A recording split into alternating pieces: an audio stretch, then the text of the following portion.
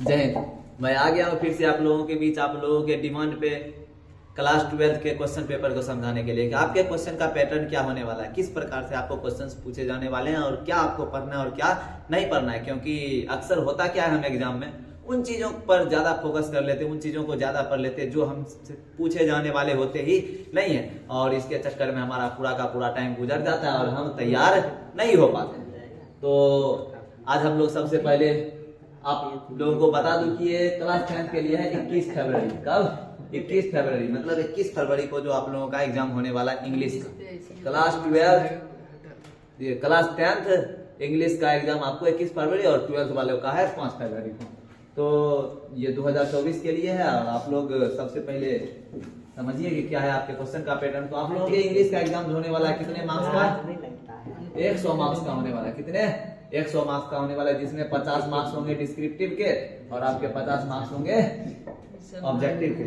Clear? तो ये descriptive मैंने क्यों कहा, ऑब्जेक्टिव क्यों कहा? ऑब्जेक्टिव तो आप लोगों को समझ में आ रहा होगा, बाकी यहाँ पे आप जिसे डिस्क्रिप्टिव और सब्जेक्टिव बोलते हैं, मैंने उसे डिस्क्रिप्टिव कहा। देखिए सब्जेक्टिव और डिस्क्रिप्टिव में एक छोटा सा अंतर है। सब्जेक्टिव मतलब वैसा क्वेश्चन जो आपके सब्जेक्ट से पूछा गया, वो क्या है सब्जेक्टिव। और डिस्क्रिप्टिव जिसमें आप क्या करते हैं, कुछ डिस्क्रिप्शन देते हैं। क्या करते हैं? डिस्क्रिप्शन देते हैं। तो आप बताइए इसमें डिस्क्रिप्शन देते हैं या फिर ये ऑब्जेक्टिव आपका सब्जेक्ट से नहीं पूछा जाता, सब्जेक्ट से ही पूछा जाता है, मतलब ये भी सब्जेक्टिव है, ये भी सब्जेक्टिव है। हाँ, बाकी ये क्या है, ऑब्जेक्टिव है, और उसके साथ ये क्या है, डिस्क्रिप्टिव है। इसमें डिस्क्रिप्शन देते हैं और इसमें चुनते हैं। तो अब हम लोग आगे बढ़ते हैं, किस प्रकार से ऑब्जेक्टिव पूछे जाते हैं और किस प्रकार से डिस्क्रिप्टिव, इसको समझते हैं। तो सबसे पहला आपका है सेक्शन ए। सेक्शन ए दो खंड में बांट के आपका एग्जाम होता है, एक सेक्शन ए और एक सेक्शन बी। तो सेक्शन ए जो है आपका, इसमें ऑब्जेक्टिव टाइप क्वेश्चन पूछे जाते हैं। कितने क्वेश्चन रहेंगे? 1 to 100 100 क्वेश्चन रहेंगे और सबके 4 ऑप्शंस होने वाले हैं। और इन चारों ऑप्शंस में केवल कितना सही होगा? Only one is correct. और आपको क्या करना है, केवल 50 बनाना है। कितना? केवल 50 बनाना है और OMR शीट पे बनाने का, OMR शीट पे, और एक मार्क्स के सभी होंगे। और यदि आपके 50 सही होते हैं तो 50 मार्क्स मिलने वाले हैं। कुछ इस प्रकार से क्वेश्चन होगा और कुछ इस प्रकार से आपका ऑप्शन होगा। क्लियर? यहाँ तक कोई प्रॉब्लम नहीं है आप लोगों को? अब हम लोग section B descriptive type question की तरफ बढ़ते हैं। डिस्क्रिप्टिव वही जिसमें हमें क्या देना है, डिस्क्रिप्शन देना है, उन टाइप के क्वेश्चंस की तरफ बढ़ते हैं। बताइए डिस्क्रिप्टिव टाइप बहुत आसान है। आप समझते होंगे कि ऑब्जेक्टिव आपका आसान है, लेकिन नहीं, आपका डिस्क्रिप्टिव वास्तव में बहुत ही आसान है। तो सबसे पहले आप देखिए क्या है, read the following passage carefully and answer the questions that follow. मतलब नीचे जो ये क्वेश्चंस दिए गए हैं, 4 क्वेश्चन, इन सबों का आंसर देना है। कहां से हमें? इन पैसेज को पढ़ के। ऊपर जो आपका पैसेज दिया गया है, तो आप देखिए इसके कितने मार्क्स हैं? 7 मार्क्स। अब ये 7 मार्क्स कैसे? इनमें से 3 क्वेश्चन 2-2 मार्क्स के होंगे और 1-1 मार्क्स के। जो 1 मार्क्स का होगा उसमें आपको इन पैराग्राफ जो यहाँ पे लिखा हुआ है पैसेज, उनका क्या देना है आपको? टाइटल बताना है। जैसे आप लोग चैप्टर पढ़ते हैं, उस चैप्टर में चैप्टर का नाम होता है ना, जैसे आपका द पेज फॉर लिविंग, तो उसमें पूरा लिखा हुआ है और उसका एक टाइटल दे दिया, द पेज फॉर लिविंग। उसी प्रकार जो यहाँ पे लिखा हुआ है उसका आपको एक टाइटल ढूंढना है और 3 क्वेश्चन का आंसर देना है जो इसमें लिखा हुआ है उसमें से ढूंढ के देना है। और बहुत ही आसान है। देखिए बिहार बोर्ड क्लास 10 के बच्चों के लिए इंग्लिश का क्वेश्चन उस प्रकार सेट करती है कि कोई 80 पार ना कर पाए तो कोई 50-60 से भी नीचे न रह पाए। यदि आपने थोड़ा सा भी पढ़ लिया तो 50-60 आराम से पार कर पाएंगे, अगर 5-6 दिन भी पढ़ लिया इंग्लिश को। अब उसके बाद क्या है फिर, और मतलब ये यदि आपको पैसेज भारी लग रहा है तो सेम टू सेम नीचे पैसेज दिया, इसमें से आप 4 क्वेश्चन के आंसर दीजिए। फिर क्वेश्चन नंबर 2 आप देखते हैं, read the following passage and answer the question that follow. Same to same वही प्रकार जैसे 1 नंबर में था, सेम वही है। और ये भी आपका कितना मार्क्स का है? 7 मार्क्स का। क्लियर? आसानी से यहाँ से भी 7 मार्क्स उठा लेंगे, मतलब 14 मार्क्स आपके फ्री में मिल गए। उसके बाद क्या, read the poem carefully and answer the question that follow. क्या है, आप ये पैसेज मतलब कहानी वाले के साथ साथ कविताएं भी पढ़ते हैं। वही यहाँ पे कविता दिया रहेगा, कितना मतलब 2, 4, 5, 10 जितना लाइन दिया रहेगा और उसमें से क्या है आपको ये 3 क्वेश्चन के आंसर देने हैं। और ये तीनों क्वेश्चन होंगे कितने? 2-2 मार्क्स के होंगे, 6 मार्क्स। कितने हैं इधर? 6 मार्क्स। या फिर ये कविता समझ में नहीं आता है तो फिर और करके दिया हुआ है नीचे, इन तीनों को बनाइए, इसको पढ़ के। हाँ ये याद रखना है, इसको पढ़े तो इसी क्वेश्चन को बनाएंगे और इसको पढ़े तो इसी क्वेश्चन को बनाएंगे। ये नहीं कि पढ़ दो क्वेश्चन इसमें से बना लेना है और एक इसमें से बना लेना, नहीं। इसमें इसको बनाना है तो इसी 3 को और इसको बनाना है तो इसी 3 को, फिर आपको मार्क्स मिलेंगे, नहीं तो नहीं मिलेंगे। कितने? ये 6 मार्क्स, मतलब 14-26 मार्क्स तो आपने आसानी से ले लिया। आप देखो सबसे टफेस्ट पार्ट, यदि आपने चैप्टर वाइज नहीं पढ़ा है अभी तक, बुक को। और यदि आपके पास पढ़ने का टाइम नहीं है तो इसे सीधा आप स्किप करके निकल जाइएगा, या फिर बगल अगल वाले से अगर आप देख के लिख सकते हैं तो लिख लीजिएगा। लेकिन क्या करना है आपको, इस पर ज्यादा टाइम नहीं देना है, क्योंकि ये है कितना, 2-2 मार्क्स का है और 5 क्वेश्चन है, जिसके लिए आपको पूरे के पूरे चैप्टर्स पढ़ने पड़ेंगे। क्लियर? तो वो पूरे के बहुत ज्यादा चैप्टर्स है, आपने उन चैप्टर्स के चक्कर में नहीं पढ़ना है। तो बस यदि बनता है तो बनाना है, नहीं तो इसे स्किप कर सकते हैं। अब क्या है आपका question number 5, right a paragraph on any one following about 60 to 71। मतलब 60 से 70 शब्द में आपको क्या लिखना है, पैराग्राफ मतलब ऐसे समझ लीजिए। क्या पैराग्राफ मतलब, किधर है पैराग्राफ, हाँ यहाँ, ऐसे क्या है, ऐसे लिखते हैं निबंध, वही है। इस पे जैसे मान लीजिए दे दिया काव पे, बचपन में आपको मिलता होगा काव पे, डॉग पे, यहाँ मिलेगा डिसिप्लिन, कोविड-19 एक्सेट्रा, इस प्रकार से कुछ करके मिलेगा। जैसे अभी इजराइल और हमास का नया नया युद्ध हुआ है, तो उसमें इजराइल वॉर, फिर इधर रसिया और इसके बीच यूक्रेन के बीच हो रहा था, तो रसियन वॉर, कुछ भी दे सकता है यहाँ पे।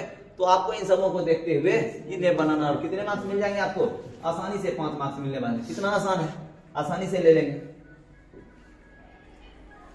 अब देखिए, अब यहाँ डायरेक्शन दिया गया है आपका, ये क्वेश्चन नंबर 6 से 11 तक जो है, आप इसका पहले एक बार स्क्रीनशॉट ले लीजिए, फिर हम लोग इसे समझाएंगे।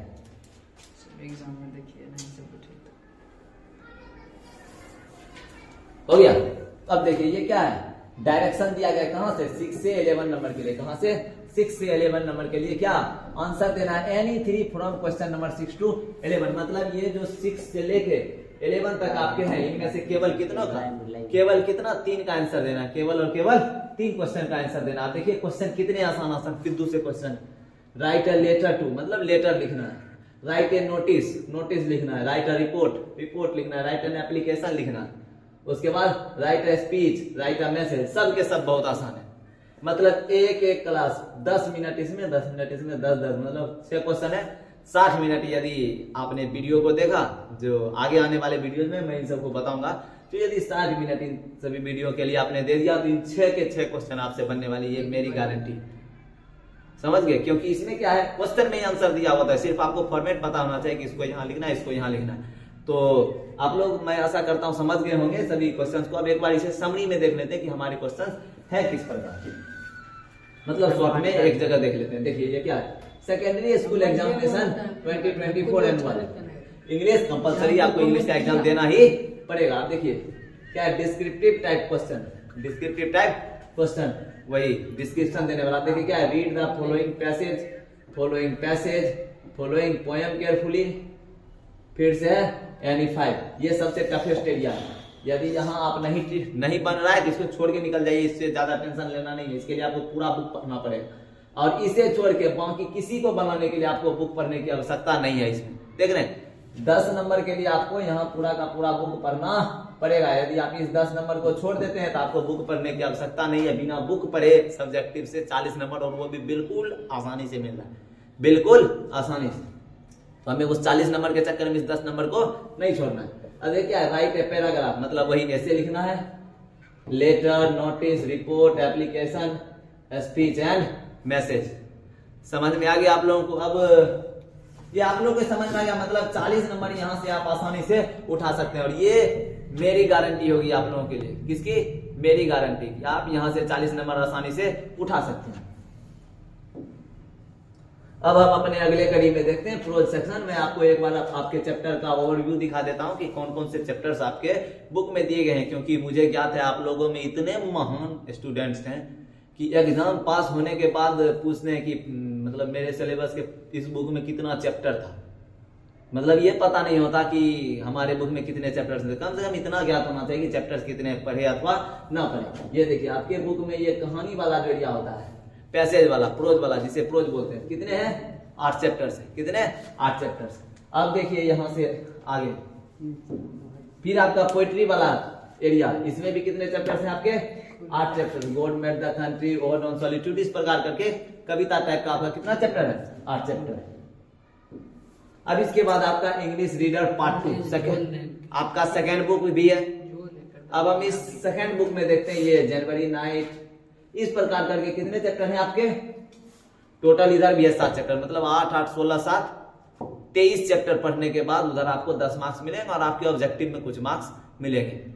बट यदि आप इसे नहीं भी पढ़ते हैं, फिर भी यदि आपने ग्रामर सेक्शन को थोड़ा मजबूत कर लिया, अच्छा से पढ़ लिया, तो 60 मार्क्स आप केवल ग्रामर से ला सकते हैं, क्योंकि क्वेश्चन 100 मार्क्स सिर्फ नाम का पूछा जा रहा है, क्वेश्चन लिखा हुआ है आपका 200 मार्क्स, और उस 200 मार्क्स में लगभग 80 से 90 मार्क्स के आपके ग्रामर पूछे जाने वाले हैं। और ग्रामर आपका क्लियर है तो आराम से 60-70 मार्क्स आराम से 80 मार्क्स में से ला सकते हैं, जो एक आसानी से लाया जा सकता है। अब देखिए, ये ग्रामर सेक्शन मैंने आपको बताया कौन कौन से चैप्टर्स हैं, मैं ये आपको एक बार ओवरव्यू दे देता हूँ। ये देखिए, आर्टिकल है, subject verb agreement, preposition, active and passive voice, narration, vocabulary, punctuation, combination, translation और फ्रेजेस। बहुत ही आसान से चैप्टर्स होते हैं ये आर्टिकल, ये सब पिद्दू से चैप्टर्स हैं। आर्टिकल हो गए, ये फ्रेजेज हो गए, वोकैबुलरी ये तो आपको वर्ड मीनिंग याद करने पड़ेंगे। और उसके बाद एक्टिव पैसिव वॉइस, ये भी बहुत आसान सा चैप्टर है। ये सब्जेक्ट वर्ब एग्रीमेंट में थोड़ा सा टाइम लगेगा।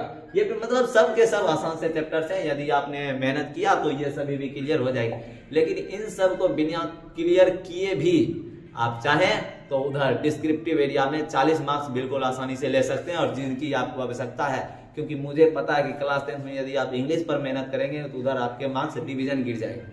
तो इधर कम मेहनत में ज्यादा मार्क्स लें, इसलिए मैं आपके क्वेश्चन पैटर्न को लेके आया हूं, और इसके बाद फिर से आऊंगा नए चीज के साथ, नए जोश के साथ, और उसमें मैं आपको वही डिस्क्रिप्टिव टाइप में मैसेज लिखने, पैसेज बनाने के लिए, उसके बाद फिर क्या उधर नोटिस लिखने के लिए, एप्लीकेशन लिखने के लिए, लेटर लिखने के लिए, इन सभी चीजों को सिखाने के लिए नेक्स्ट वीडियो आती रहेगी। तब तक आप लोगों को क्या करना है, इस यूट्यूब चैनल को सब्सक्राइब करना है, और आपको यदि इनके ये PDF चाहिए, क्लास PPT चाहिए, या फिर कुछ मैसेज चाहिए या लिंक चाहिए, कोई भी लिंक जो शेयर किया जाएगा, तो उसके लिए आप डिस्क्रिप्शन में दिया गया टेलीग्राम चैनल का लिंक, आप वहां पे जुड़ जाइए। वहां पे मैं आपको बता दूं, प्रतिदिन चैप्टर वाइज क्विज की व्यवस्था की गई है, जिसमें किसी न किसी सब्जेक्ट का क्विज डेली चलते रहता है, जिसमें आप क्विज यदि क्वेश्चन की प्रैक्टिस करते हैं तो ऑब्जेक्टिव अच्छा बनाएंगे। वहां पे सब्जेक्टिव, सब ऑब्जेक्टिव से ही सब्जेक्टिव है क्या, ऑब्जेक्टिव तो सब्जेक्ट मतलब ऑब्जेक्टिव से ही आपका डिस्क्रिप्टिव है, डिस्क्रिप्टिव है क्या, वही ऑब्जेक्टिव को लाइन लाइन करके इधर लिख देना है बस। तो मिलते हैं नेक्स्ट वीडियो में, तब तक के लिए जय हिंद, खुश रहिए, मेहनत कीजिए।